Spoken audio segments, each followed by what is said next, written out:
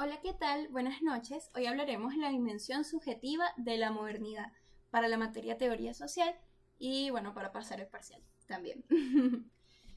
El contenido será Paula Sibilia, la intimidad como espectáculo, específicamente el capítulo 4, Yo visible y el eclipse de la interioridad.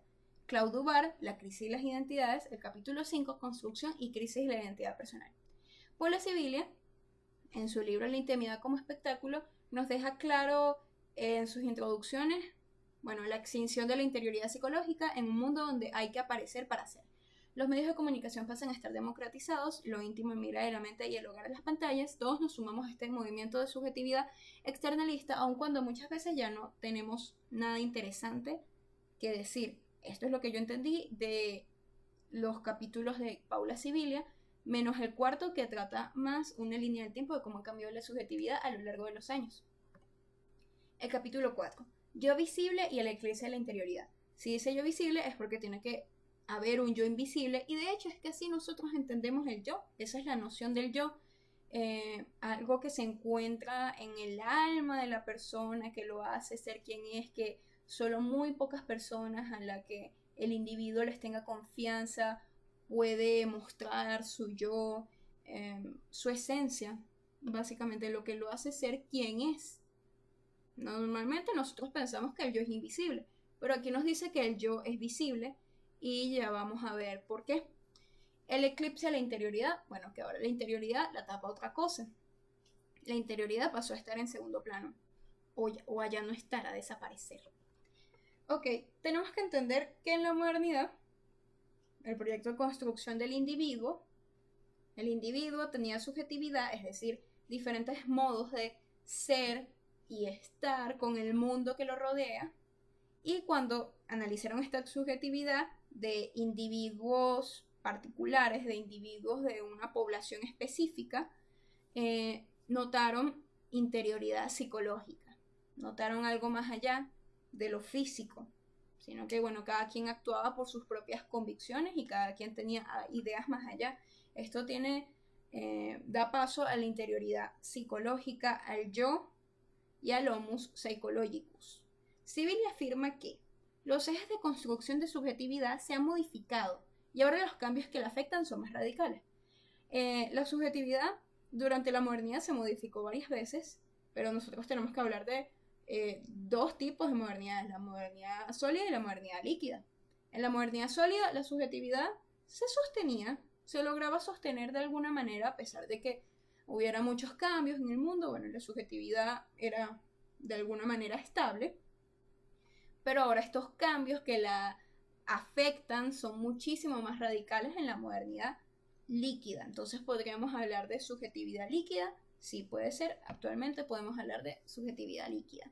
Las subjetividades extradirigidas han superado a las introdirigidas. Muerte del homo psicológico. Bueno, que ahora lo que importa es lo que se muestre en vez de lo que se guarde para sí, y que ya nadie tiene ningún misterio, ningún secretismo que ocultar y que le pueda interesar la psicología. Esto tiene grandes implicaciones.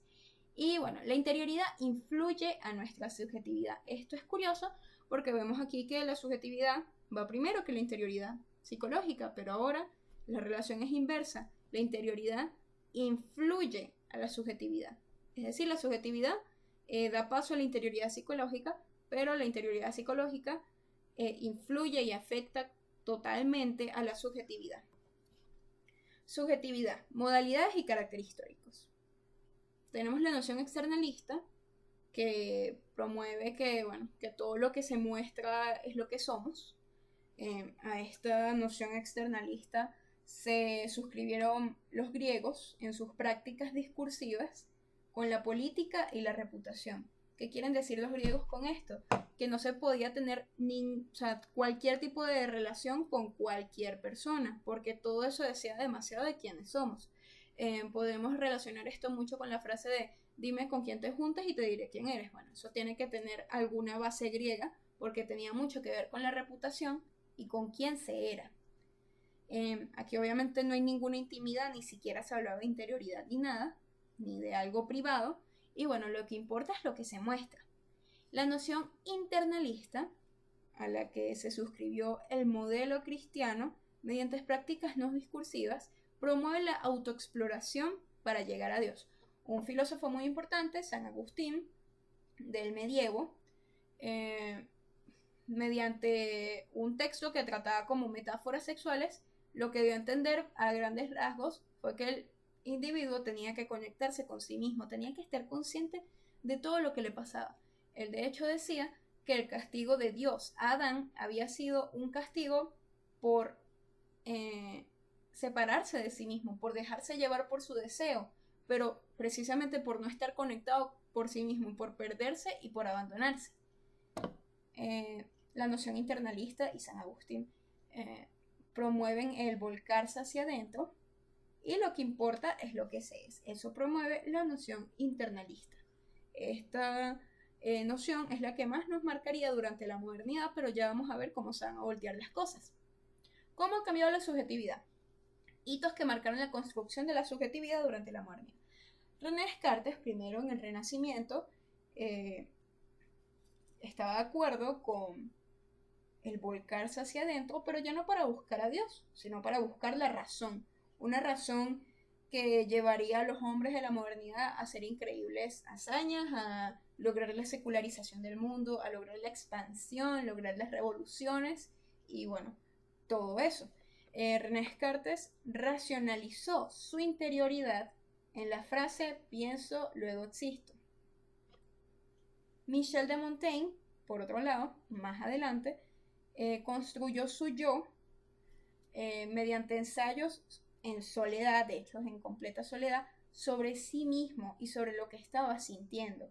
Esto tiene que ver que el hombre aquí es espectador y es narrador de sus propias experiencias. Aquí Michel de Montaigne sufre una contraposición del mundo exterior al escribir realmente las turbulencias exteriores e interiores para definir su yo. Tiene una frase muy bonita, que es que el libro lo escribió de igual manera que él lo escribió a él. Y bueno, esto marcaría un poco los diarios íntimos que ya veríamos en el siglo XX y el siglo XXI, pero todavía nos tenemos que esperar. Estos son los ensayos de Michel de Montaigne. Rousseau decía que si nosotros podemos escribir cualquier cosa, también nos podíamos inventar a nosotros mismos con palabras, y que nadie iba a poder refutarnos que nuestras ideas estaban mal y que todo fuera mentira, porque así es que lo vimos. Entonces Rousseau revoluciona la escritura de la subjetividad y todo eso, diciendo que los textos tienen que ser sinceros, ya que son confesiones. Se tiene que ser sincero para que todo lo que se diga sea verdad. Y bueno, finalmente el leer en silencio. El leer en silencio antes se leía en público, se leía en voz alta, pero bueno, ahora en la modernidad se lee en silencio. Esto marca la relación del propio individuo con lo que está leyendo, con lo que está sintiendo. Es un tipo de meditación. Para muchos a los que les gusta leer, leer es un tipo de meditación, es algo que los desconecta del mundo interior, del mundo exterior, perdón, y se logran dejar llevar por la lectura. Los conecta consigo mismo y también de alguna manera define su yo. Eso es algo que se vio en la modernidad. Ahorita podemos hablar de modernización de la percepción. Nos tenemos que ubicar en la modernidad. La modernidad hizo emigrar a la gente de los campos a la ciudad, gente que no estaba acostumbrada a una vida tan rápida, gente que no estaba acostumbrada a tantos estímulos como se los vio en la modernidad. Y bueno, con todos los estímulos en los cuales fijarse es necesario entrenarse en el sentido de la vista. Un mecanismo moderno como el cine nos ayudó a pensar en diferentes situaciones en las que podríamos enfrentarnos.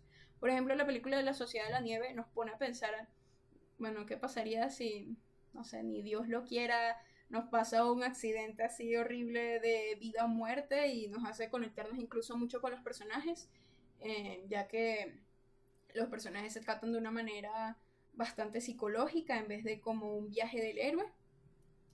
Trata un poco la soledad que se veía ahí. Bueno, al final estos mecanismos que nos ayudan a entrenar el sentido de la vista, puede ser cine o pueden ser los medios de comunicación o pueden ser, bueno, muchísimas cosas, lo que logran es una mercantilización de la existencia y la estandarización de la vida. Es decir, lo que nosotros vemos en el cine es real y es hegemónico y es porque sí, nosotros queremos que nuestra vida sea así. Y si nosotros queremos que nuestra vida sea así, créeme que hay un mercado que te va a vender productos para pensar que, para hacer realidad tu ilusión, de alguna manera. Tantos estímulos nos aturden nuestros sentidos y logran el embotamiento cognitivo. Eso mismo causaban las grandes ciudades: fascinación y pavor.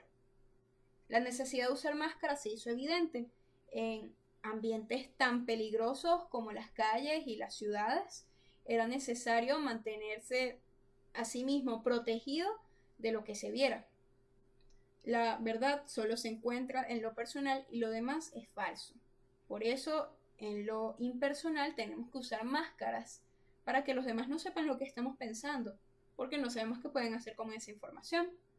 Recordemos que, bueno, que la gente iba migrando a las grandes ciudades y no estaban acostumbrados a nada de esto y lo terrible que podría ser la ciudad. Aquí se logra finalmente una característica de la modernidad: la separación del espacio público y el privado. Esto tiene mucho que ver con Giddens, con lo institucionalizado y lo desinstitucionalizado. Es decir, la verdad se encuentra en lo personal, en los ambientes desinstitucionalizados. La modernización de los sentidos y el individualismo. Seguimos con la modernización de los sentidos, que nos indica que hay una observación de primer grado y una observación de segundo grado, y eso lo vamos a relacionar con el individualismo de George Simmel. George Simmel nos indica que hay un individualismo cuantitativo del siglo XVIII y un individualismo cualitativo del siglo XIX. Hay un siglo de diferencia y ya las cosas cambiaron muchísimo. La observación de primer grado es la observación que tiene el sujeto racional, una observación bastante cartesiana. Tenemos el sujeto y el objeto, y ya es una observación que capta bastante lo que es el objeto y listo. Es decir, si nosotros estamos viendo una pelea, decimos, wow, eso es una pelea, y ya, simplemente es como que llega así, y ya decimos, podemos declarar de eso, eso fue una pelea, cuestión, tal, sin meter ningún otro sentimiento de por medio, ni nada, sujeto, objeto. El individualismo cuantitativo obedece esta observación de primer grado, correspondiente al siglo XVIII, y aquí podríamos hablar de las grandes revoluciones y de los hombres que realmente marcaron el periodo dorado de la modernidad. Es decir, los próceres, la gente que conquistó naciones como Napoleón, como Simón Bolívar, como, bueno, los próceres de los países. Estos hombres seguían un ideal del hombre universal. El hombre universal que era libre y responsable, sincero y racional. Este hombre tenía subjetividad, porque aquí vemos que estamos hablando de la subjetividad. Esto es subjetividad, pero es una subjetividad a la que no se le presentan muchos sentimientos ni interfiere mucho el cuerpo de la persona. Vamos a decir que nadie se pone a pensar en los sentimientos de Napoleón o de Simón Bolívar. Nosotros los conocemos a ellos por sus hazañas y por lo que hicieron, y bueno, por los proyectos a los que le dedicaron toda su vida. Por eso mismo, bueno, observación de primer grado, individualismo cuantitativo. En la observación de segundo grado se observa a sí mismo a través de otros medios. El individualismo cualitativo corresponde a la observación de segundo grado, y aquí es cuando empiezan a hacer la interioridad psicológica, el homus psychologicus. El individuo del siglo XIX ya no quería ser el hombre universal y llevar los ideales de toda una nación ni nada de eso, sino que quería ser conocido por lo que lo hacía diferente, y lo que lo hacía original era su yo, su personalidad única y diferente que lo diferenciaba de los demás y lo hacía especial. Ahora, en la observación de segundo grado, intervienen todos los sentimientos y toda la interioridad que pueda estar sintiendo el individuo al observar una cuestión. Por ejemplo, si nosotros estamos viendo una película y de la nada venimos y nos identificamos con la película y empezamos a llorar porque nos acordamos de algo que se parece mucho a nuestra vida o algo triste, en vez de ver la película, bueno, ya nos ensimismamos. El individualismo cualitativo tiene mucho que ver con la ensimismación. Ok, aquí vemos que hablamos de subjetividad. Las dos son internas, pero podemos ver que la subjetividad del individuo cuantitativo no se manifiesta demasiado en sentimientos, y el individualismo cualitativo todo lo contrario. Todo lo que importa son los sentimientos y el yo. Aquí nace la psicología. Podríamos decir que la psicología nace en el siglo XIX, bueno, como ciencia, como disciplina, y que, bueno, que es la última de las ciencias de la modernidad. Así que es bastante claro la referencia. Subjetividad en el siglo XXI. Ok, ya que vimos cómo era la subjetividad en los anteriores siglos, tenemos que ver cómo es la subjetividad en el siglo XXI, en nuestra contemporaneidad. Algo que nos va a sorprender es que la subjetividad ahora es externalista. Lo que importa es lo que se muestra a los demás. Estas mismas máscaras que nosotros usamos, bueno, ahora las usamos diariamente en cualquier espacio. Esto también tiene mucho que ver con que lo impersonal invade cada vez más lo personal. Con jornadas largas de trabajo, o bueno, teniendo que estar todo el día fuera de la casa, tenemos que adoptar ciertas personalidades, es decir, ciertas máscaras para defendernos en el mundo público. A lo mejor venimos y llegamos a nuestra casa en la noche y ya no tenemos mucho tiempo para hacer nuestros hobbies, hacer lo que queremos hacer, practicar nuestros pasatiempos ni nada de eso. Entonces quizás no tenemos demasiado tiempo para realmente ser nosotros mismos y nos las pasamos la mayoría del día fingiendo. Tiene mucho que ver con que lo impersonal invade cada vez más lo personal. Eso es Giddens. La subjetividad en el siglo XXI es transitoria. Nosotros podemos identificarnos y podemos hablar y decir que algo es nuestro modo de vida un día y ya al día siguiente podemos desecharlo completamente. Esto tiene que ver con las tendencias globalizadoras y expansoras de la modernidad, tal así como cambia la economía, como cambia la cultura, como cambia todo, también cambia la subjetividad. Nosotros podemos atañarnos a una subjetividad que nos sirva en un momento, una forma de actuar en el mundo, y cuando ya esa forma falle o ya no nos sirva mucho, podemos simplemente cambiarla y dejar de ir. Es decir, que nosotros siempre estamos como que cambiando de personalidad, y creo que eso es bastante certero, creo que sí pasa. Algo que también se habla es, bueno, de la muerte de la interioridad. Si todo se muestra, pues ya no hay ningún misticismo. ¿Dónde está el secretismo? ¿Dónde está el homo psicológico? Es que, bueno, que ya no lo hay. Eso es lo que sostiene Paula Sibilia. La subjetividad en el siglo XXI, en su expresión, se basa en la afirmación de la personalidad y en la afirmación del valor de la existencia. Es como, mírenme, aquí estoy. Tiene mucho que ver con llamar la atención, todo eso y tal. Y, o sea, si tú no apareces, no existe, no eres. Aparecer para ser.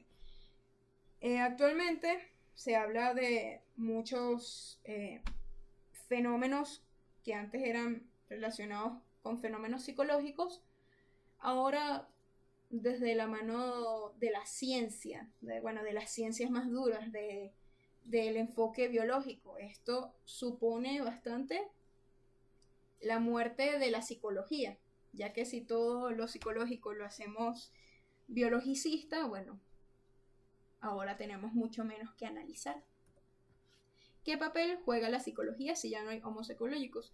Esto es una pregunta de la guía, pero realmente, ¿cómo puede la psicología venir y analizar a tantas personas cuando su nivel de análisis es individual? Bueno, la psicología tendría que actualizarse de alguna manera para tener un nivel de análisis particular, es decir, referente a un grupo de personas, una población,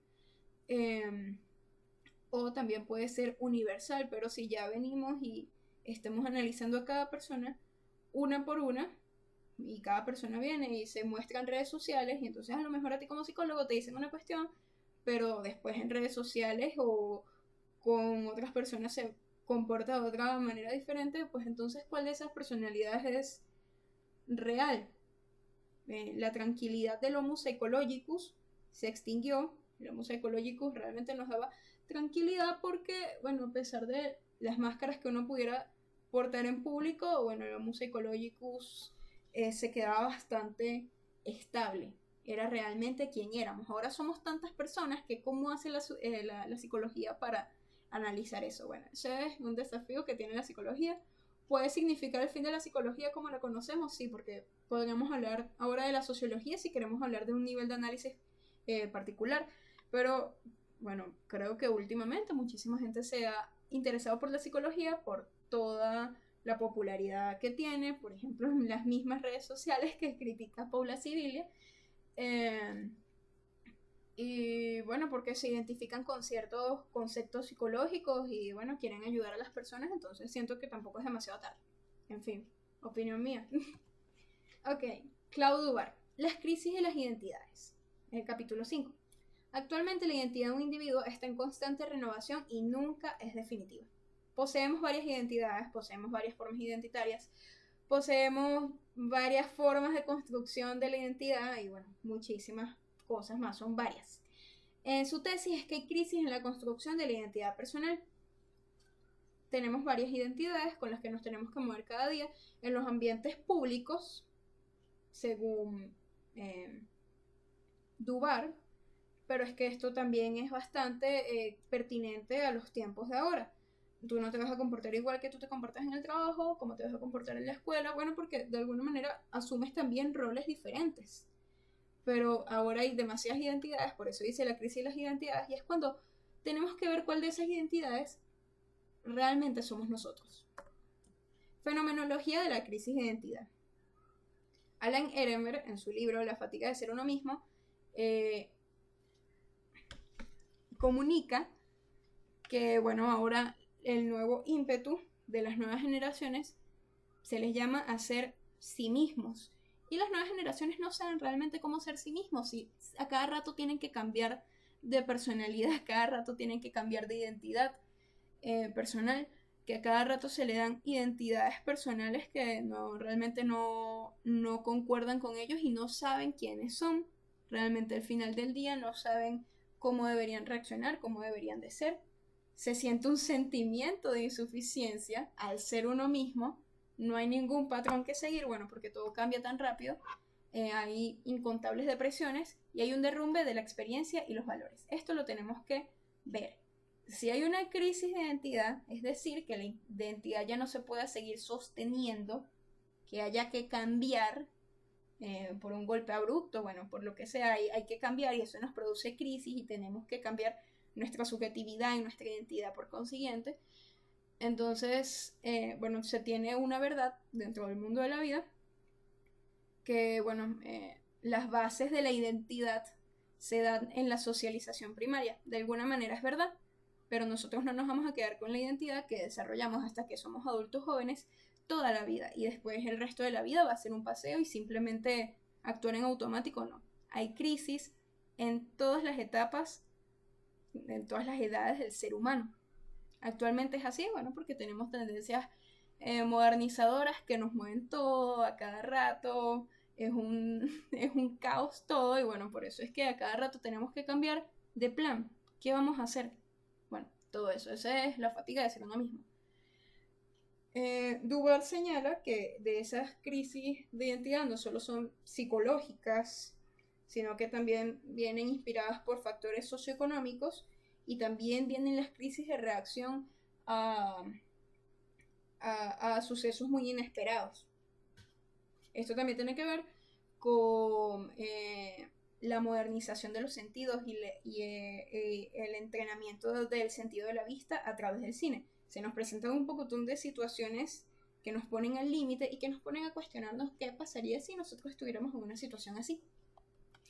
¿Qué hacer al respecto de las crisis de identidad? Bueno, se puede tomar dos vertientes. Repliegue en sí mismo, es decir, volver a los vínculos hechos en la socialización primaria. Nosotros tenemos que decir que una vez queda destruida esa identidad por ese suceso, ese cambio que pasó, nosotros ya no estamos con nadie, o sea, ya no se puede estar solo consigo mismo porque realmente ya ese ti mismo ya no existe.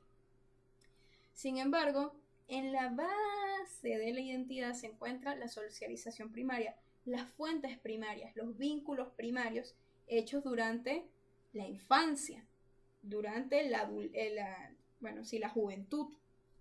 Entonces, bueno, si se repliega en sí mismo, es probable que recordemos nuestros orígenes, incluso que volvamos a casa de nuestros padres o que volvamos a esos amigos que alguna vez quisimos. porque bueno, uno siempre vuelve donde fue feliz y eso nos puede ayudar para definirnos nuestra nueva identidad. Ya en ese repliegue sobre sí mismo, buscamos culpables en nuestro sufrimiento, buscamos chivos expiatorios, que es una figura bastante recurrente en todo esto de la modernidad. Porque bueno, porque hay muchas crisis, porque hay mucho caos y es normal buscar un culpable porque definitivamente no tenemos la culpa de todo. De hecho, nuestro locus de control considero yo que es bastante externo, entonces por eso es normal buscar culpables. ¿Qué más se puede hacer? Bueno, la conversión identitaria. Cambiar de identidad. Cambiar completamente de identidad, volverse otro. Se necesita un dispositivo de mediación, es decir, algo que conecte la identidad muerta con la identidad que se quiere tener nueva, con la identidad aspirada. Esta conversión identitaria tiene que ser en un ambiente institucional.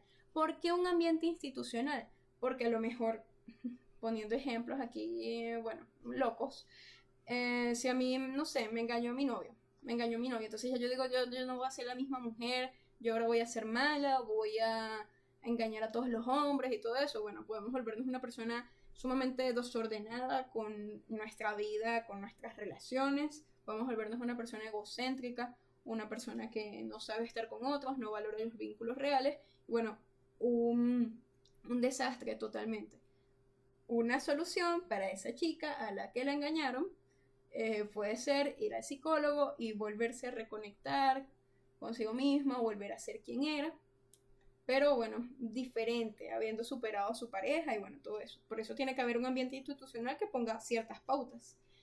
En este ambiente institucional, como ya creo que mencioné, tiene que haber conversación. Por ejemplo, en ambiente institucional, bueno, el psicólogo, hay conversación con el psicólogo porque los psicólogos actúan y obran a través de la palabra.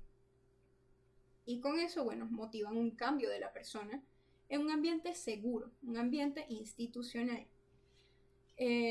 Para seguir esta conversión identitaria se tiene que conseguir un otro significativo, es como un guía, un maestro que sea nuestra inspiración para seguir cambiando, para mantenernos fuertes en nuestro proceso de conversión identitaria. Y bueno, ya al final, cuando ya tenemos esa identidad nueva construida, tenemos que tener una estructura de plausibilidad, es decir, probar la identidad nueva en un entorno donde nos validen y donde nos aplaudan esta identidad nueva. Al final, somos animales sociales. Y bueno, algo muy importante que tiene que ver con estas dos alternativas es la afiliación. El motivo de la afiliación es activado por crisis, por eso nos es familiar que cuando estamos muy tristes volvemos a hablar con nuestros padres, volvemos a hablar con un amigo muy cercano y que siempre nos hace sentir mejor, y cuando queremos cambiar algo de nosotros nos apoyamos de otras personas. Es el caso de los alcohólicos anónimos, es el caso de los grupos de apoyo en general y bueno, muchas cosas. Esta película me encanta, se llama El Club de la Pelea, es una película muy psicológica, es muy valiosa y tiene mucho que ver con esto de conversión identitaria, ya que mediante un ambiente no muy institucional, pero bueno, donde se le vigila, este señor cambia su personalidad y se vuelve un hombre más fuerte, bueno, el hombre que siempre había querido ser. Psicología y crisis de identidad. La psicología del desarrollo se interesa en las crisis de identidad, pero no explica las sociales. Eso, a esa conclusión llega a dudar.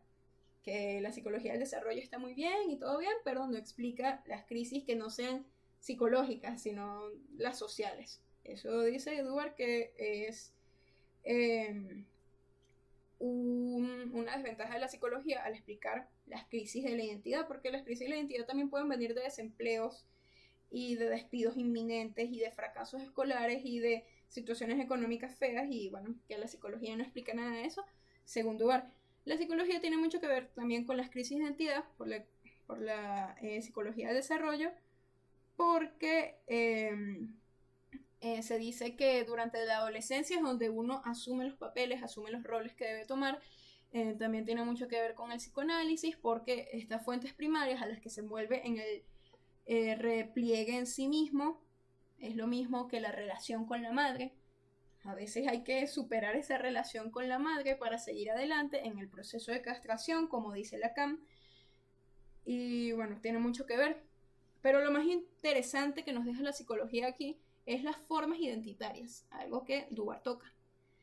La identidad estatuaria, es decir, la identidad que nos dan los otros, los miles de adjetivos que nos dan los otros para definirnos, si tiene coincidencia con la identidad personal, es decir, si nos afecta lo que otros piensan de nosotros y de esa manera nos vamos a definir nuestro yo, la crisis es inminente. Si a mí un día, no sé, me llaman fea, gorda, cuestión, no sé, algo así, y a mí eso, bueno, me importa demasiado lo que piensen los demás, bueno, voy a tener una crisis y, bueno, me voy a poner a llorar y me voy a poner muy mal. En fin, tiene mucho que ver con una persona que está rota, que tiene baja autoestima y bueno, todo eso. Y cuando la identidad que nos dan los demás es muy diferente de la identidad personal, o bueno, no tiene coincidencia con la identidad que nos damos nosotros mismos, la crisis es mucho más suave. No vamos a decir que no hay crisis, pero la crisis es mucho más suave y se presenta de manera mejor. ¿Por qué? Porque la identidad personal siempre, o bueno, tiende a ser más fuerte. Afortunadamente, porque bueno, si nos rigiéramos siempre por lo que los demás dicen de nosotros, imagínate cómo estaríamos. Y bueno, antes de terminar, bueno, hay varias formas de la psicología que han dado respuesta a venir y mediar esta disyuntiva entre la identidad estatuaria y la identidad personal para no llegar a ser unos psicópatas, para no llegar al neuroticismo ni nada de eso. Y bueno, también ha habido estrategias psicológicas para mejorar la autoestima. Gracias por tu atención. Suerte en el parcial. Espero que te vaya muy bien. Espero que pases este examen. Te doy mis bendiciones. Y bueno, muchísimas gracias por tu atención. Y bueno, hasta luego.